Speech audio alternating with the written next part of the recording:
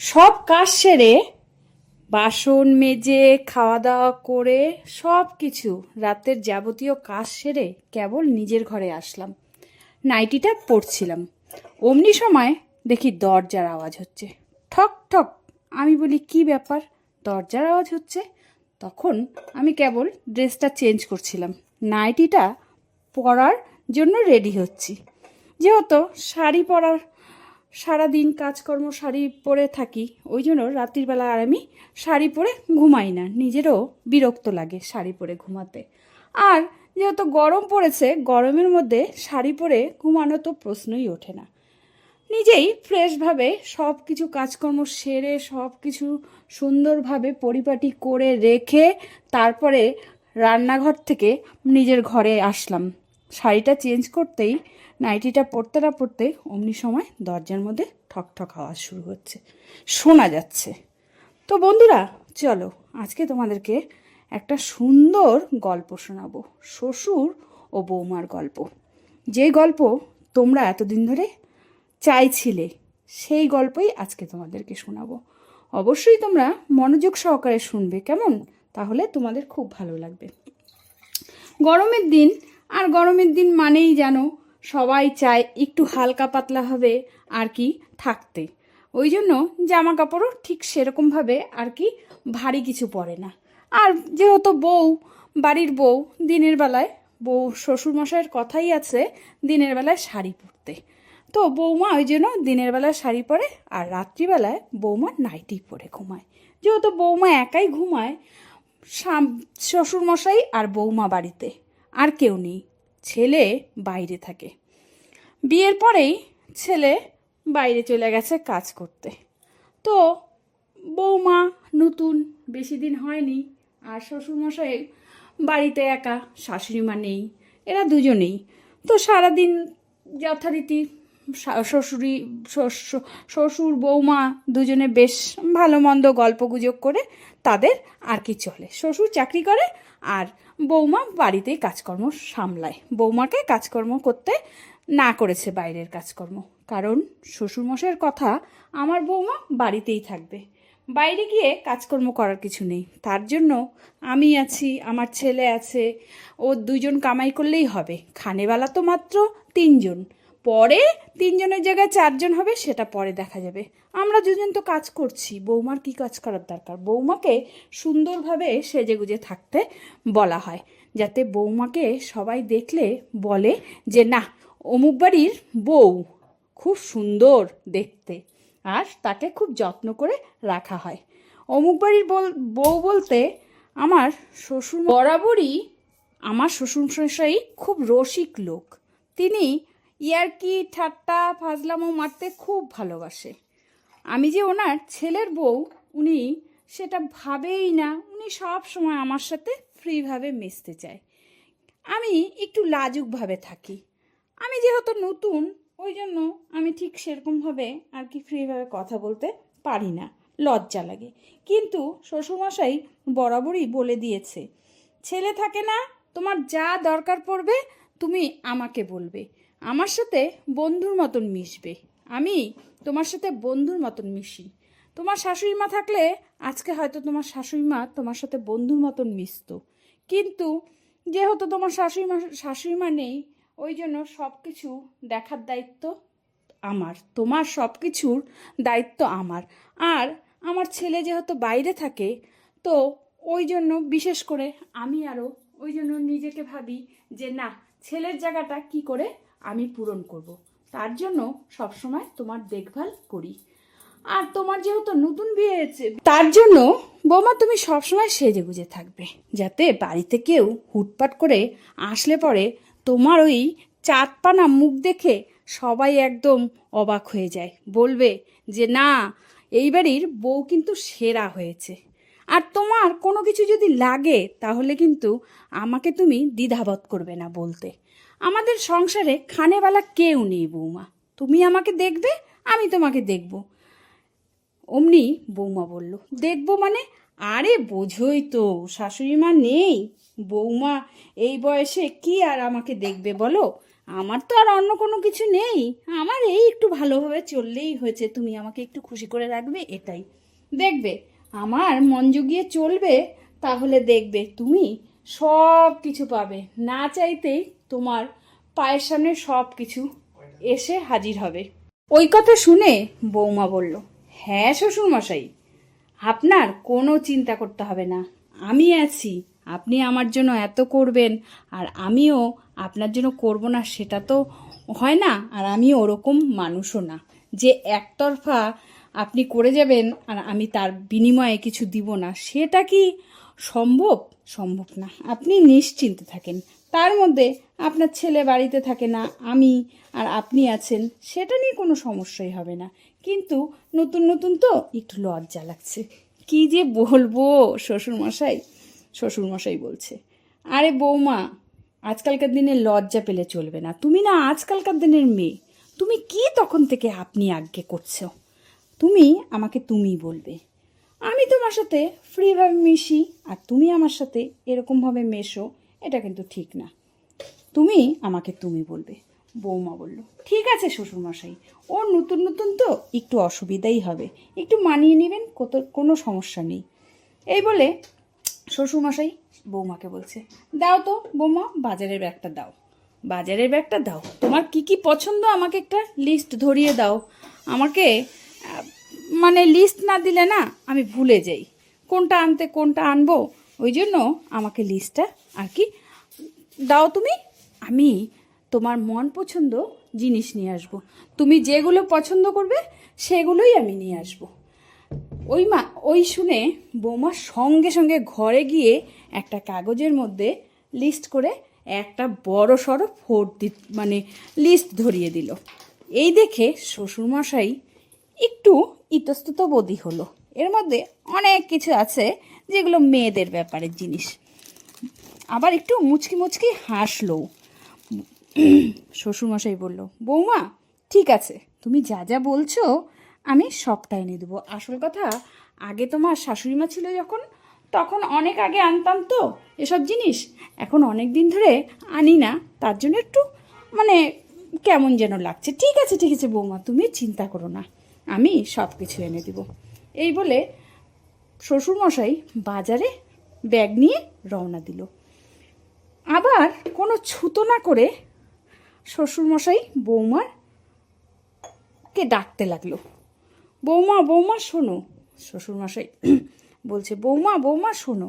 বৌমা এসে বলল, কি হয়েছে শ্বশুরমশাই? তখন বৌমা যখন বলল কি হয়েছে শ্বশুরমশাই, তখন শ্বশুরমশাই বলল, আরে আমি না আমার পার্সটা রেখে গেছি, একটু দাও না গো। এই চক্করে আর কি মানে বৌমার সাথে একটু দেখা হয়ে যাবে, শ্বশুরমশাই ভাবছে। তো শ্বশুরমশাই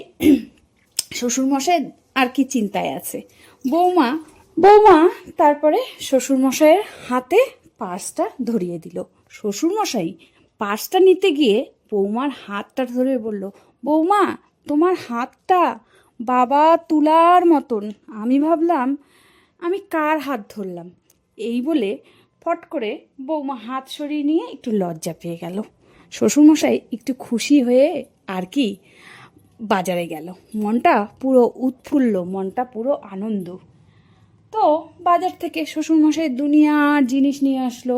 দুজনে মিলে, শ্বশুরমশাই যেহেতু ছুটি, দুজনে মিলে কাজকর্ম করে খাওয়া দাওয়া করে দিব্যি আর কি গল্প গুজব করলো, করে ঠোরে সব রকম কথাই আস্তে আস্তে বৌমার সাথে আর কি শ্বশুরমশাই শেয়ার করলো, আস্তে আস্তে সব কিছুই।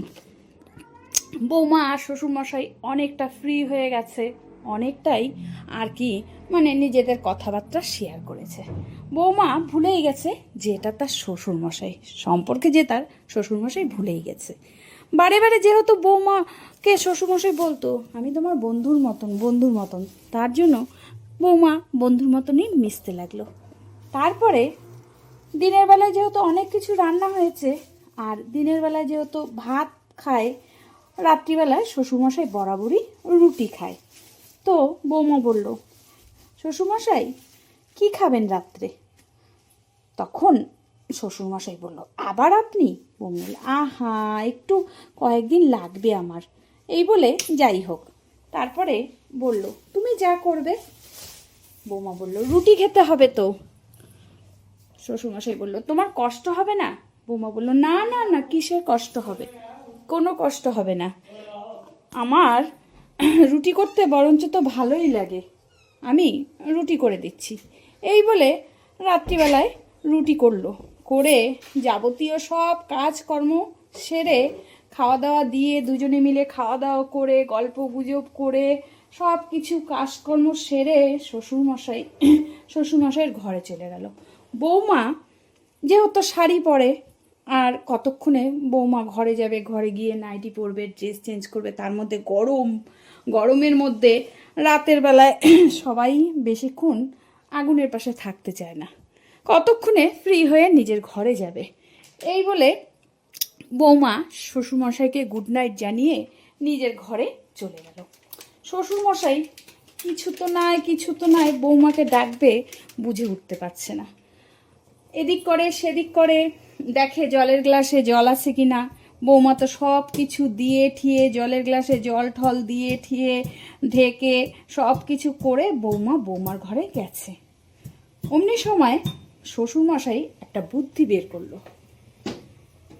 বুদ্ধি বের করতেই বৌমার ঘরে গিয়ে আগে কানটা পাতলো দরজার সামনে, কিছু শব্দ হয় কিনা, ছেলে ফোন টোন করেছে কিনা। না, দেখছে বৌমার মতন গুনগুন করে গান করছে, আর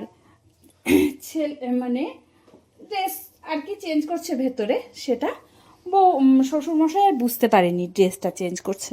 বৌমা গুনগুন করে গান করছে, শ্বশুরমশাই অমনি ঠক ঠক করছে দরজার মধ্যে, কেবলই নাইটিটা চেঞ্জ করবে, তখনই ঠক ঠক করছে।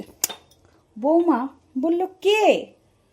শ্বশুরমশাই আর সাড়া দিচ্ছে না, সমানে ঠক ঠক করে যাচ্ছে। বৌমা আবার বলছে, কে?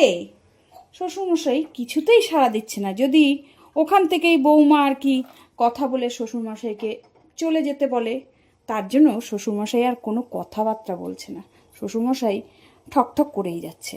বাধ্য হয়ে বৌমা নাইটিটা পরে দরজাটা খুললো। খুলতেই দেখে শ্বশুরমশাই দরজার সামনে দাঁড়িয়ে আছে। শ্বশুরমশাইকে বৌমা জিজ্ঞেস করছে, কি ব্যাপার বাবা আপনি? তখন শ্বশুরমশাই বলছে, ব্যস্ত নাকি? বৌমা বলছে, না না ব্যস্ত না, এই তো ড্রেসটা চেঞ্জ করছিলাম। তখন শ্বশুরমশাই বৌমাকে দেখে, যেহেতু রাত্রি তখন আর কি, তো রাত্রিবেলায় তো নাইটি পরেছে, শ্বশুরমশাই বৌমাকে নাইটি পরা দেখে অবাক হয়ে গেল। একই দৃশ্য দেখে শ্বশুরমশাই একদম থমকে গেল। শ্বশুরমশাই বলল, বাহ বৌমা। শ্বশুরমশাই আর বৌমার কাছ থেকে পারমিশন নিল না, শ্বশুরমশাই বৌমার ঘরেই চলে গেল, গিয়ে বলল, খাটের উপর বসে বলল, বাহ বৌমা, তোমাকে তো সেই সুন্দর লাগছে নাইটিতে। বৌমা লজ্জায় লাল হয়ে গেল, একে তো নাইটিটা লাল, তার মধ্যে মুখখানাও লাল হয়ে গেল। হেসে বলল, বাবা আমি না বরাবরই বাড়িতে নাইটি পরতাম, এখানে বিয়ে হয়ে আসার পরে না আমি শাড়ি পরি, যেহেতু আপনি বলেছেন আমার নতুন বিয়ে, আমার শাড়ি পরতে হবে, আপনারা শাড়ি পরা পছন্দ করেন, তার জন্য আমি শাড়ি পরি। আমার না শাড়ি পরতে বড্ড কষ্ট হয় বাবা। শ্বশুরমশাইয়ের গাল একদম ফুলে গেল, এত সুন্দর করে বলল শ্বশুরমশাই আর না করতে পারলো না। বৌমাকে বলে, কি বলো বৌমা তুমি, তোমার কষ্ট হয়? ঠিক আছে, তোমার যদি কষ্ট হয় বৌমা, তাহলে কালকের থেকে তুমি শাড়ি পরবে না, তুমি নাইটিই পরবে। আমি তোমার জন্য রং বেরঙের নাইটি নিয়ে আসবো, তুমি নাইটি পরে থাকবে, তোমাকে খুব ভালো লাগছে নাইটিতে। এই বলে বৌমাকে সমানে শ্বশুরমশাই দেখেই যাচ্ছে। বৌমা লজ্জায় আর মুখ ফেরাতে পারছে না, শ্বশুরমশাইকে বলছে, বাবা আপনি সত্যি করে বলুন। শ্বশুরমশাই, আবার আপনি? সরি বাবা, সরি, আপনার পায়ে পড়ি, আপনার হাতে ধরি, এই বলে পায়ে হাতে ধরে সরি বলে যাচ্ছে। শ্বশুরমশাই বলছে, ঠিক আছে, এবারের মতন মাপ করে দিলাম, কিন্তু তুমি যদি আমাকে দ্বিতীয়বার আপনি বলো তাহলে কিন্তু খুব খারাপ আছে। শ্বশুরমশাই বলল, যত যাই বলো, তুমি এখনকার মেয়ে, তোমাকে নাইটিতে অসাধারণ লাগছে বৌমা, কি বলবো। আমি তো তোমাকে নাইটি পরা দেখিনি, আজকে নাইটি পরা দেখে আমি তো চোখই ফেরাতে পারছি না। ঠিক আছে, তুমি চিন্তা করো না, এখন থেকে তোমার যেটা ভালো লাগে তুমি সেটাই পরবে। ঠিকই তো, গরমের দিনে এই শাড়ি সায়া ব্লাউজ আরও কি সব, এগুলো কি মানে পড়তে গেলে তো কত অসুবিধাই হয়। ঠিক আছে বৌমা, তুমি নাইটিই পরো, আমি তোমাকে পারমিশন দিলাম। আর নাইটিতে তোমাকে বেশ লাগছে, লাল নাইটি, তোমার গায়ের রংটা পরিষ্কার, তুমি উঁচা লম্বা টল ফিগার, ইস দারুণ লাগছে, দুর্দান্ত। আগে যদি দেখতাম তোমাকে নাইটি পরা, তাহলে আমি তোমাকে নাইটিই পরে থাকতে বলতাম। বৌমা বলল, শ্বশুর বাবা, তাহলে তুমি আমাকে পারমিশন দিলে তো নাইটি পরার? শ্বশুরমশাই বলল, হ্যাঁ হ্যাঁ, তুমি নিঃসন্দেহে নাইটি পরতে পারো, আমার কোনো